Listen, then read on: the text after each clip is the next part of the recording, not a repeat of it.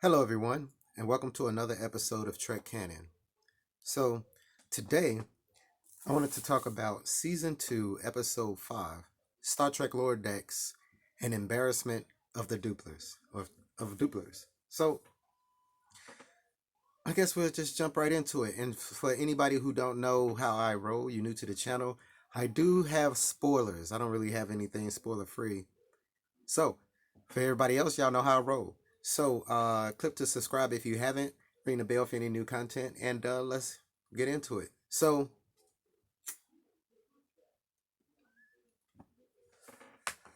like I said, the episode is called "An Embarrassment of Dopplers," and it's season 2, episode 5. And basically, what's going on in this episode is that there's a major party going on, and the crew, the senior staff, wants to go to this party.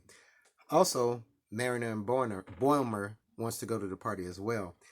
We got a subplot in the episode where, um, I guess it's kind of a major part, where we get introduced to a new species called the Dopplers. Now, the thing about the Dopplers is that the only way I can describe them is they are an emotionally immature race. Now, I'm gonna try to get into the social commentary of that in a moment. But let's stick with the episode. So they come up on the planet, and I really don't remember what the name of the planet was. By the way, you guys digging it? I figure I put something for y'all to watch other than my handsome mug, but I figure I put something there, man, for to kind of show something right now because, like I said, um, most of my videos be my bootleg videos unless they super important, and then I try to put a little bit of thought and a little bit of graphics and everything like that into them. By the way, happy Star Trek anniversary to everybody. I have a video that a little tribute video that I wanted to drop and everything for that. So look out for it sometime probably tomorrow or Saturday like that. I know I'm a little late. A brother be working. But so back to the episode. So we're on this planet, and the first thing that I noticed is that they had a Quarks. And come to find out, Quarks must be some kind of franchise. And that makes a lot more sense. I remember in the last episode I said Quark wouldn't just have a little, bar like that on a planet like that, man. He wanted a moon. So if he didn't get his moon, he did open up a franchise. But I would like to see how the franchise is run under the new Ferengi democratic system. That's funny. So the first thing that I noticed about this episode is that I believe it is the first episode ever in Star Trek history that airs without a prelude. A prelude that goes into the intro of the ship flying through space and then to continue on. It started straight with the ship flying with the with flying through the with the Cerritos intro, and I thought that that was odd. But that was one thing I did notice. To my knowledge, and if I'm wrong, anybody correct me. But that was the first time that an episode of Star Trek never aired with a prelude before the intro. Now we talk about they talk about SETI Alpha 4 being a worse planet than SETI Alpha 5. And for people who don't know about the SETI Alpha system, basically the SETI Alpha system, it was a system introduced into the Star Trek canon in an episode called Space Seed.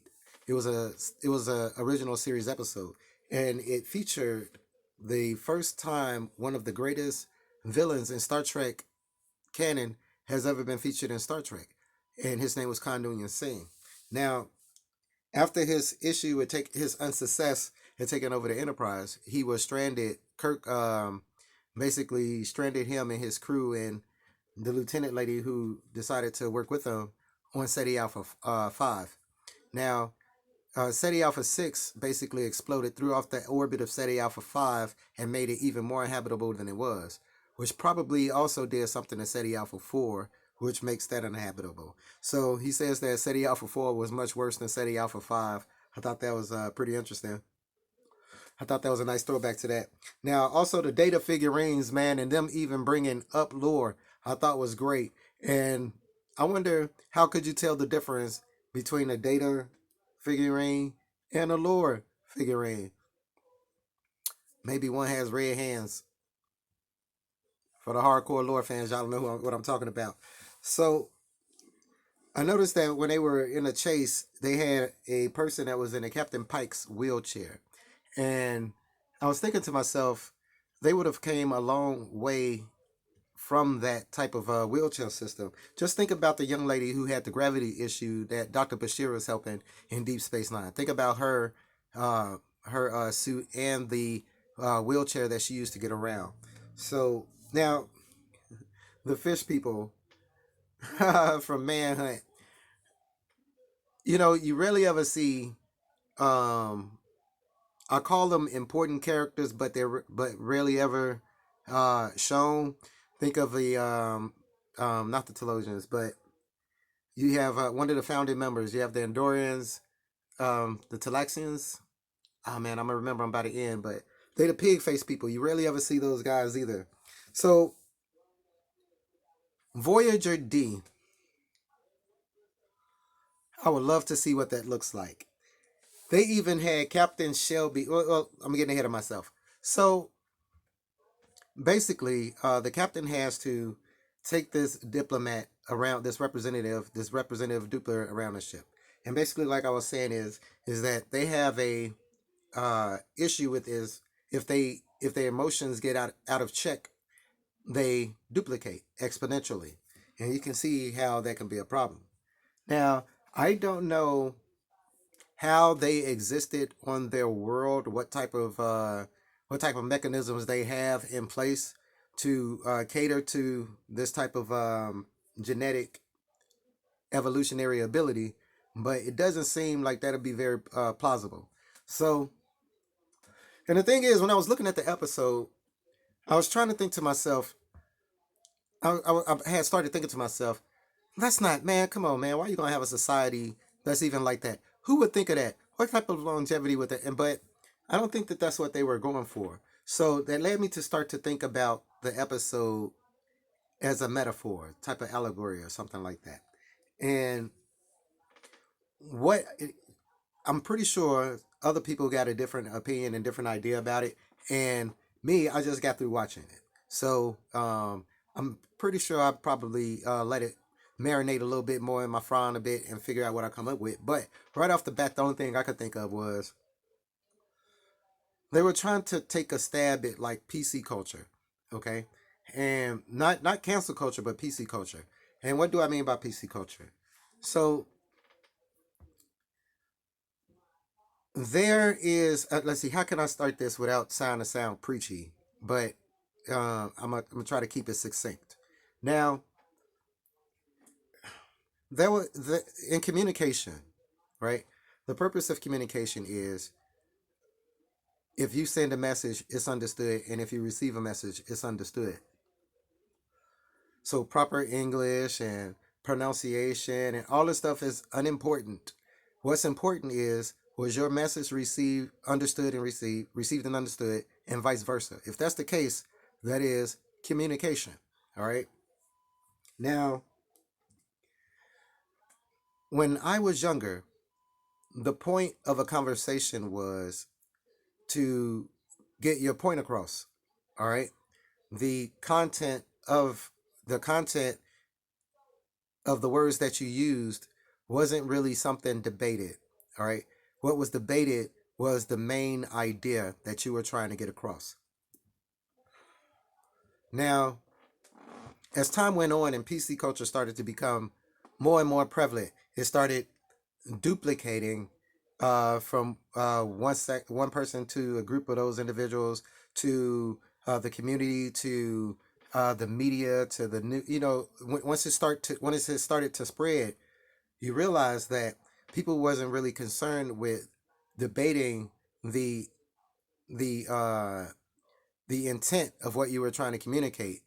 They were more trying to figure out if the words you were using were either offensive or acceptable, made them feel nice about what you were trying to convey to them.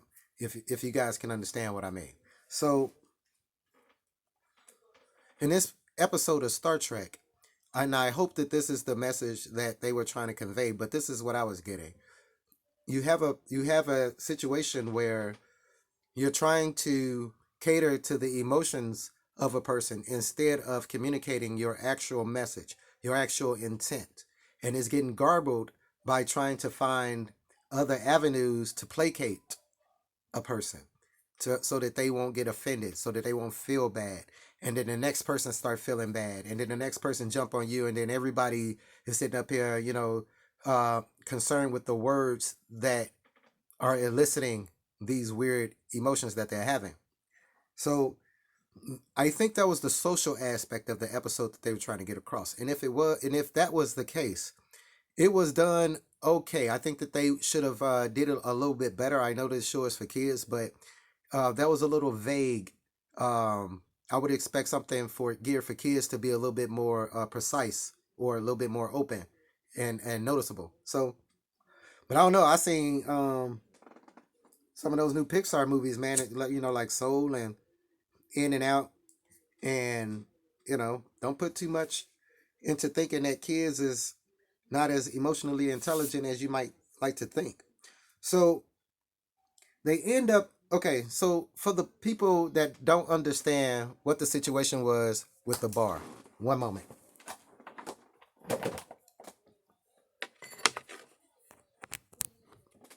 Brother had to plug up. So for people who don't understand the situation that was going on in the bar, now Mariner and Bomer ends up not being able to get into the party, and they proceed to go hang out in this bar, drink. Well, Mariner ends up there first because her and Bomer was having this issue, this little drama that was sprinkled in because she felt that he left her to go to the Titan and everything like that.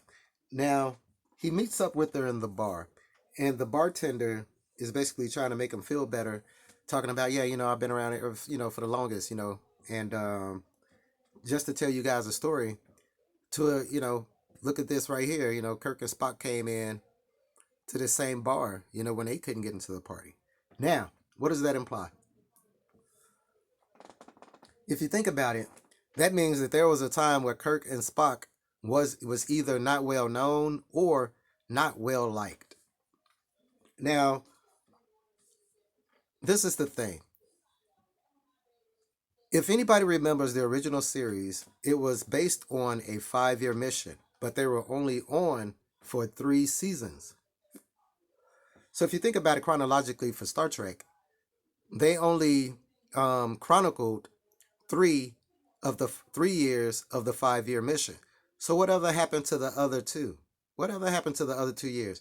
And if you want to get a little bit deeper into it, whatever happened when from the time that Kirk turned over, from the time that Captain Pike turned over command of the Enterprise to Kirk, what happened in between that time and between the time he started getting famous on his 5-year mission voyage? And it's kind of cool how they threw that in there because that takes a deep level of digging to even acknowledge that concept exists. So I applaud the person who researched this particular episode and decided to throw that in there. So let's talk about the party, right? So they got everybody walking around the party. It's all bougie and everything. They got on their Starfleet dress whites. And if you guys noticed, they threw a name out there where they said it was this captain, right? And he was in there DJing, but he wasn't even part of Starfleet. And when they showed a picture of him, I said, oh, no way, man. That was a great callback. The person that they showed a picture to that was up there DJing was this guy named Captain O'Connor. And he was from the episode, The Outrageous O'Connor, which is a Next Generation episode. I think it was a season 1 episode. So to see him up there doing that is so fitting to him as a character because I could totally see him doing something like that. Now, let me just say, the DS9 model that they were going to put together at the end, Tindy and Rutherford, Oh, let me talk about what was going on with them as well. So Rutherford, he's the engineer, and he was trying to put together a small model of the Cerritos, which I'm gonna have, which was very, very detailed, for a model, but a model that was put together in the time of Star Trek. So, but it was very detailed. All the systems seemed to work. They had the little keys that turned at the same time.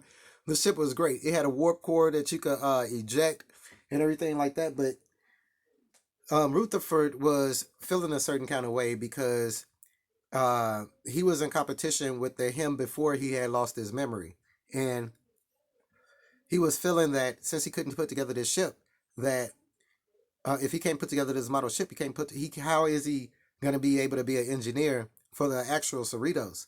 And she was trying to help him out, basically out of that and everything like that. So that was an interesting little side quest, if you will, that dealt with confidence and everything like that. So what did I think? Oh, by the way, I want that model. I want that Deep Space Nine model. And the Esri or Jadzia, it comes with both. That's funny. That's funny. I think I would take the Esri and set her off somewhere, maybe on a shelf, but the Jadzia Dax would definitely stay right next to that model. But anyway, what did I think overall of this particular episode? To me, it was better than the last episode. Um, they didn't have uh, primates sexual activities in it. That was nice. It had a nice little amount of jokes and humor sprinkled out through it. We got introduced to a new species, although that species, even in the Star Trek universe, would be far fetched to have and to be explainable as a biological organism. We were still introduced to a new species that we could add to the Star Trek plethora of species that we already do. Um, they paid nice homages. They had nice throwbacks as always. And anytime that you include Kirk and Spock in your episode, even if it's just by name, how can you even go wrong? How can you even go wrong? So I recommend the episode. Season 2 is kicking off to be pretty good. I'm liking it. Most of the episodes that I've seen so far, I've been liking. It's probably been maybe one that I was like, eh. But overall, I've been really digging what they've been putting out for this particular season, and it lets me know that they're listening to the fans. So it only makes me look forward more to Star Trek Prodigy and to Strange New Worlds. So man, as long as they can keep going what they're doing, they're fine. So stay tuned for the next video. I don't know exactly what it's gonna be on because I sit down in front of this thing and just off the bat decide to just talk about things. But if at any time you guys want me to do a specific video on something that you guys had a question about, or maybe had some curiosities about, maybe wanted me to explain, or maybe wanted my opinion about it, put it in the comments. Let's have a conversation and chat about it, and I'll make a video because that probably means other people had that particular thought or concern, a comment, or something like that as well. So thank you guys for being supportive. Please subscribe if you haven't. Ring the bell for new content. And as always, peace, recycle, and save the whales. You guys be cool.